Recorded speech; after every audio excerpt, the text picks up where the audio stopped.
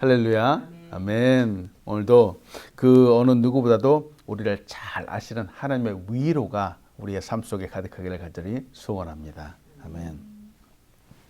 욥기를 묵상하면서 말이죠. 욥기를 묵상하면서 우리는 함께 있는 사람들의 마음의 그 진심이 과연 어떨까 한번 생각을 해보게 됐죠. 욥의 친구라고 하는 사람들의 본심, 그 마음의 중심은 정말 무엇일까 한번 질문을 해보지 않을 수 없죠. 그렇다면은 욥의 친구들의 모습을 우리가 보고 있잖아요. 생각해 보는 거예요. 지금 현재 나와 함께 있는 사람들, 나의 삶 속에 같이 있는 친구나 가족들, 이 사람들의 마음의 중심은 어떨까? 그렇다면 또 입장 바꿔서 나는 그들에게 정말 진심을 다해서 대해주고 있는가?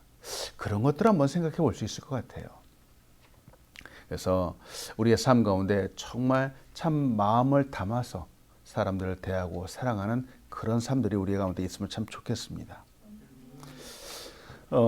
사람들을 보면서 이런 마음을 갖는다고 해서 괜히 마음속에 의심을 품고 이 사람 저럴까? 아닐까? 괜히 이렇게 의심을 품고 살아가는 그런 필요는 없을 것 같아요. 색안경을 끼고 볼 필요는 없을 것 같습니다. 그런데 진실된 사람, 정말 나를 생각해주고 나를 불쌍히 여겨주는 사람은 내가 어려울 때 나와 함께 있어주는 사람이죠. 혹시 여러분 측은지심이라고 하는 한자성어를 혹시 아십니까? 들어보셨죠? 측은지심이다라고 하는 이 말뜻은 남을 불쌍히 여기는 타고난 착한 마음이다, 이런 뜻이에요. 다른 사람 불쌍히 여겨주는 마음이에요. 그 마음을 내 안에 품고 있더라고 하는 거예요.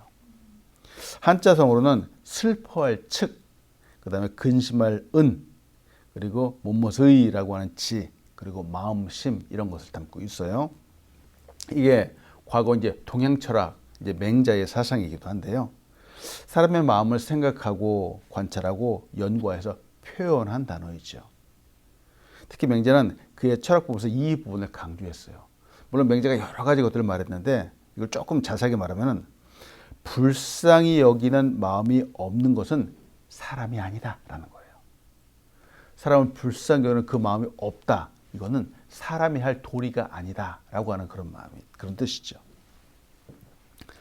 맹자를 비롯해서 과거 사상가들이 이토록 이 평가를 받는 이유는 바로 인간의 본질, 즉 연약하고 완벽하지 않기 때문에 도움이 필요한 존재다라는 사실을 이거를 잘 알고 있었기 때문에 나온 말인 것 같아요.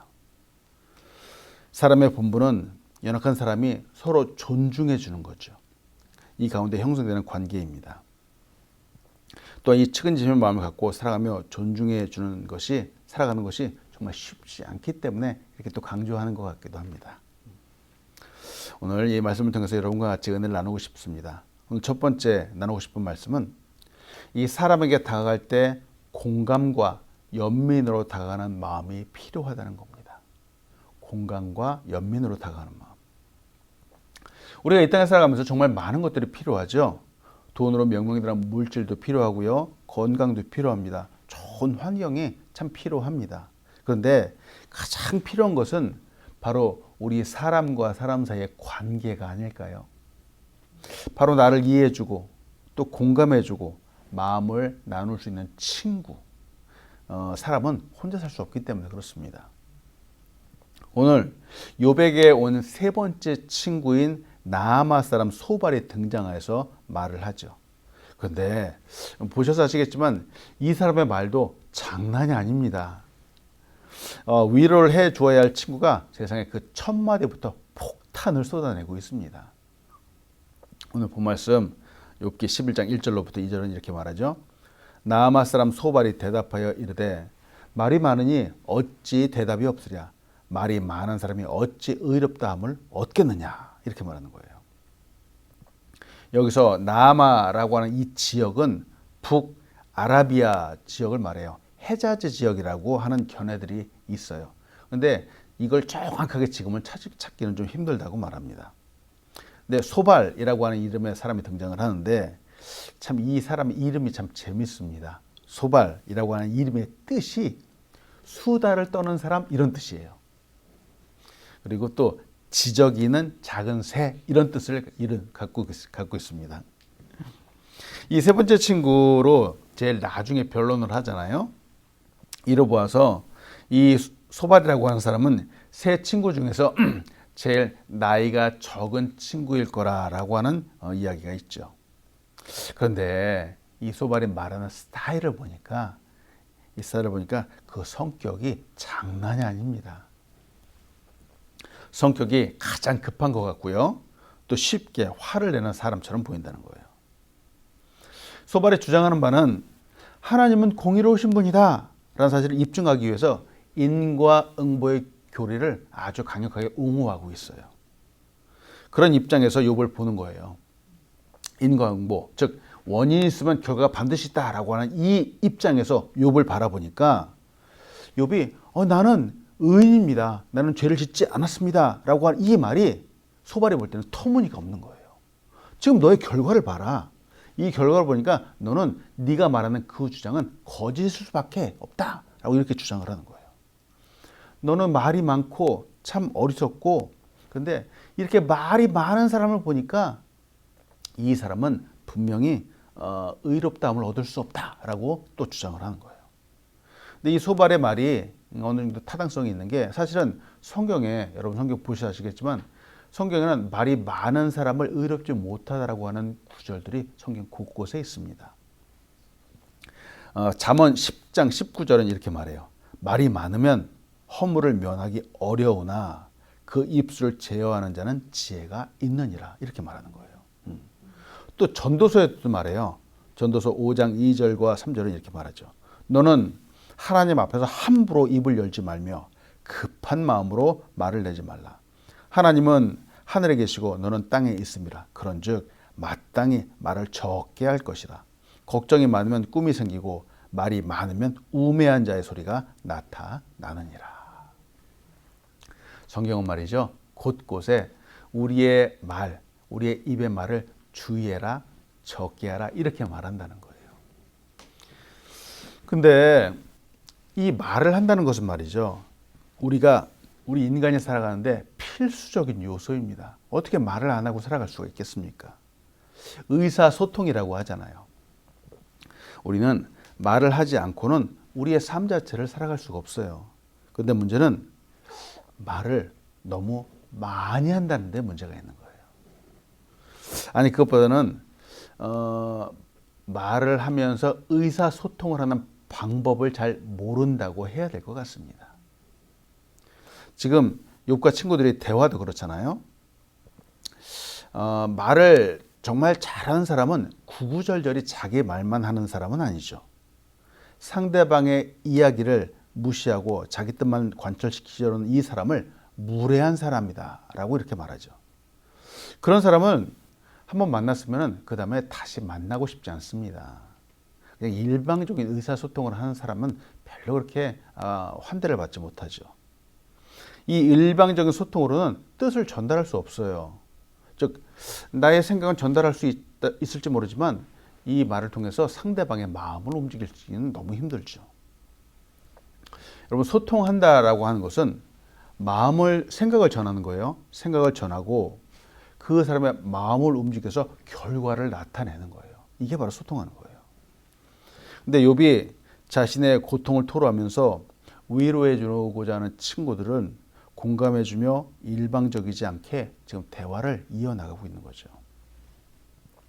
그러면 욥기 전체의 주제가 정말 욥이 말하고 친구들이 이 대화를 잘 받아주고 원만한 소통이 이루어져서 정말 이 욥의 고통이 잘 이루어졌다면 욥기 전체의 주제가 바뀌었을지도 모르겠습니다. 고난당하는 욥과 그를 위로하는 훌륭한 친구들 아마 이렇게 바뀌었을 수도 있을 거예요. 근데 참 우리가 성경 보아서 알지만 이 소통하는 이 방법들이 잘 이루어지지 않는 것을 보게 됩니다.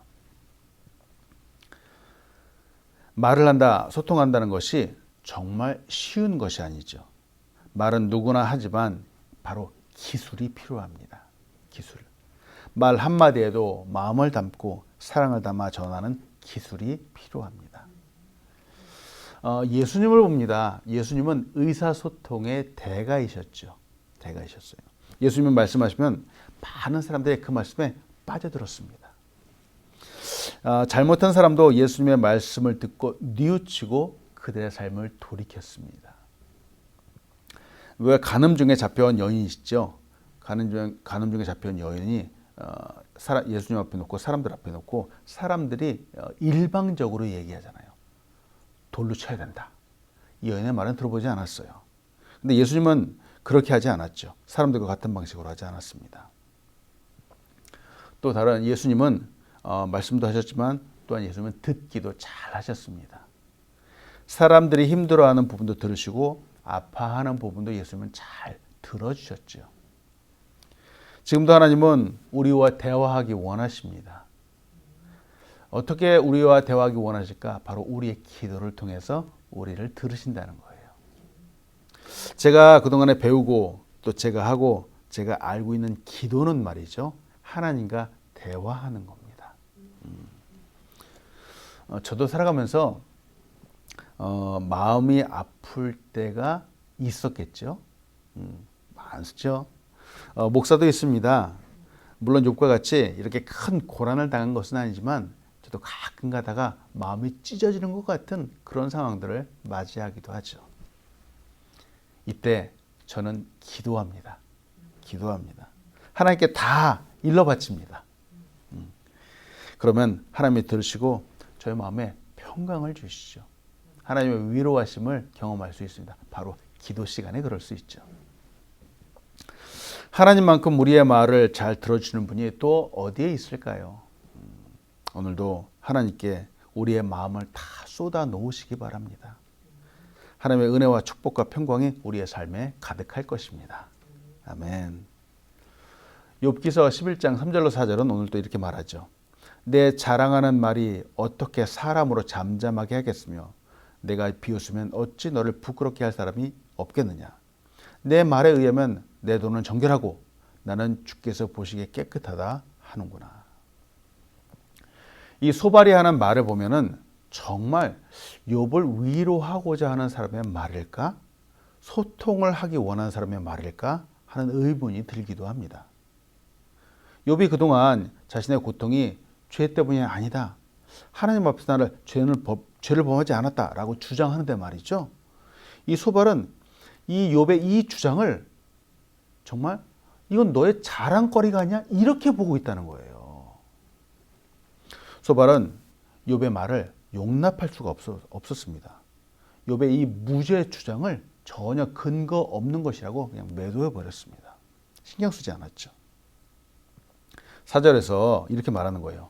욥, 너의 네가 따르는 그 도리는 정결하다고 하는데 주님이 보시기에도 깨끗하다고 하는데 너는 이거를 그렇게 확신할 수가 있니? 하고 이렇게 말하는 거예요.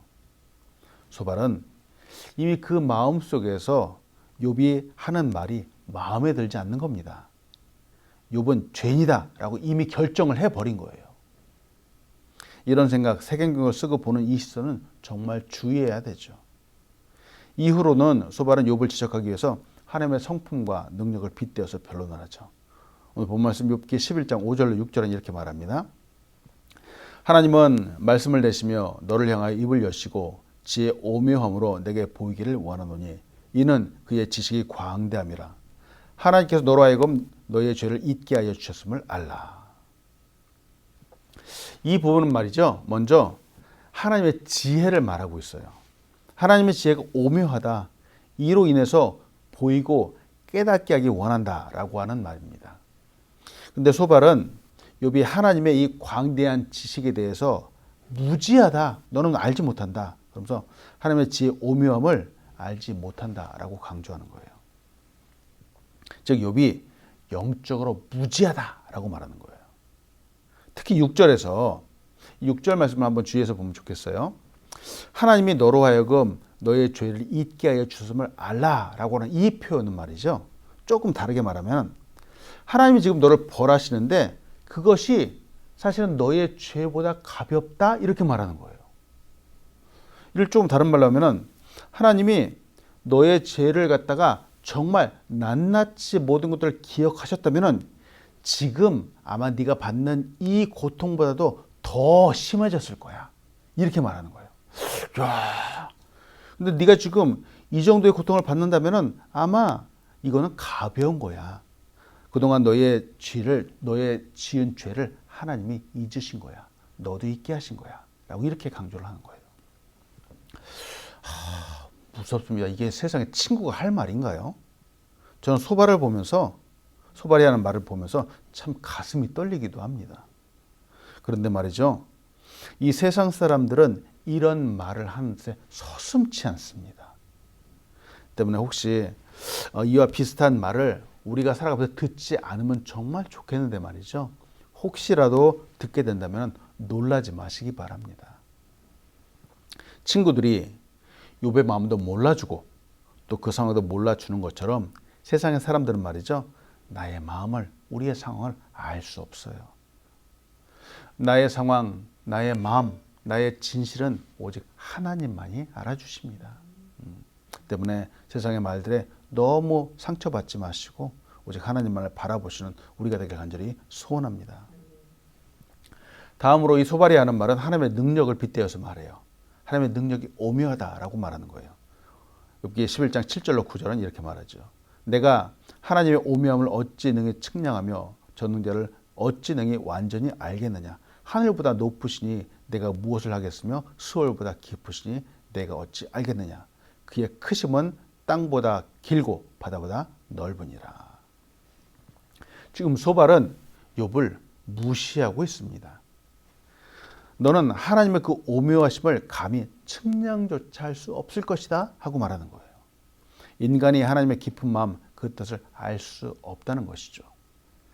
소발의 말에 의하면은 하나님은 하늘보다 높으신 분이죠. 또 스올보다 깊으신 분입니다. 이 스올은 지옥을 말하기도 하고요. 땅의 밑바닥을 뜻하기도 해요. 그래서 욥은 도저히 하나님을 알 수도 없고 그 오묘하신 능력도 알 수도 없다라고 주장을 하는 겁니다. 자, 이 부분을 보면서 문득 생각이 들기도 해요. 우리도 어렸을 때 혹시 그랬나요? 혹시 경험을 하셨나요? 에이, 니까짓 게 뭘 알아? 이런 말들이 있잖아요. 참 한국말 중에 별로 좋지 않은 말들이 이렇게 있어요. 이 말은 참 무서운 말이잖아요. 이 말 속에는 무시가 담겨 있고요. 또 천박하다라고 하는 뜻이 담겨 있고 소용없다라고 하는 이런 뜻들도 담겨 있죠. 소발이 지금 욥을 향하여 하는 말이 이와 같다는 거예요. 근데 정말 소발은 하나님을 아는 사람일까 한번 생각을 해봅니다. 욥이 모르는 것이 아니라 소발이 하나님이 정말 누구이신가를 알지 못하는 사람 같아 보인다는 거예요. 우리가 믿고 섬기는 하나님은 결코 우리를 무시하시는 분이 아닙니다. 도리어 우리를 존중해 주시는 분이죠. 사무엘상 2장 30절 하반절은 이렇게 말합니다. 나를 존중히 여기는 자를 내가 존중히 여기고 나를 멸시하는 자를 내가 경멸하리라. 하나님 말이죠. 하나님을 존중히 여기는 자를 멸시하지 않으시고 도리어 존중해 주시는 분입니다. 하나님을 존중하고 경외하는 사람에게 하나님은 당신의 존중하심을 나타내 주시죠. 놀랍죠? 하나님은 미물과 같은 우리의 신음소리에도 귀 기울여 들으시고 응답해 주시는 분입니다. 하나님이 알아주시는데 말이죠. 때문에 우리는 소발과 같은 말을 함부로 하면 안 되겠습니다. 끝으로 소발은 하나님의 공의로우신 재판을 말하고 있죠. 오늘 욥기서 11장 10절로 11절은 이렇게 말하죠. 하나님이 두루 다니시며 사람을 잡아 가두시고 재판을 여시면 누가 능히 막을 소냐. 하나님은 허망한 사람을 아시나니 악한 일은 상관하지 않으시는 듯하나 다 보시느니라. 하나님이 혹시 욥과 같이 어리석고 범죄한 자들을 잡아서 심판하신다면 그 누구도 막을 수 없다라고 이렇게 강조하는 거예요. 또 하나님은 다 보고 계신다. 특히 허망한 사람을 보시고 아시고 계시는데 욥, 네가 바로 그 사람이구나 라고 이렇게 말하는 거예요. 참 안타깝죠. 말씀을 하시면서 생각을 해봅니다. 욥이 지금 괴롭고 힘든 이유는 물론 그에게 온 고난 때문도 있겠지만 단지 그것 때문만은 아닌 것 같아요. 그를 이해해 주지 못하는 친구들, 그를 향해서 위로가 아닌 도리어 쓴소리를 내뱉는 친구들 때문에 지금 욥의 고통이 더 가중되고 있는 거예요. 더 힘든 겁니다. 매 시간마다 말씀드리지만 우리는 그리스도인들이죠. 세상의 사람들이 보고 듣고 말하는 것과는 달라야 합니다. 그들과 같이 말하면 안 됩니다. 그래서 우리의 입에는 사랑을 담은 말, 복음이 풍성한 말들이 가득하기를 간절히 소원합니다. 어느 누구는 바로 우리의 한마디의 말을 통해서, 우리의 작은 미소를 통해서, 우리의 행동을 통해서 참으로 위로를 받고 힘을 얻는 그런 사람들이 나오길 간절히 소원합니다. 교회의 아버지라고 불리는 존 크리소스톰이 이렇게 말했어요. 영혼의 상태를 다각도로 살피려면 목자에게 위대한 지혜와 천개의 눈이 필요하다라고 말하는 거예요.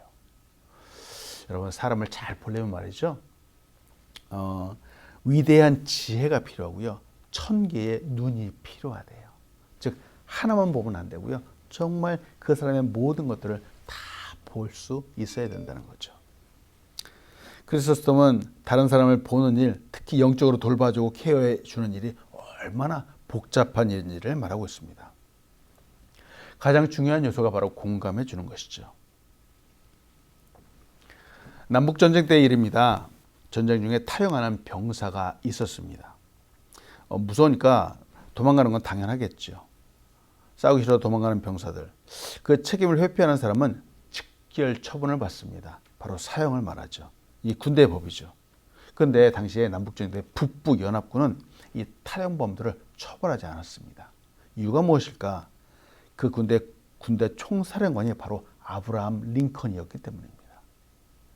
링컨 대통령은 이 탈영범들, 도망가는 사람을 다 그냥 사면해 주었어요. 근데 아브라함 링컨이 이렇게 관대함을 보여주었지만 이 결정을 모두가 환영하는 것은 아니었죠.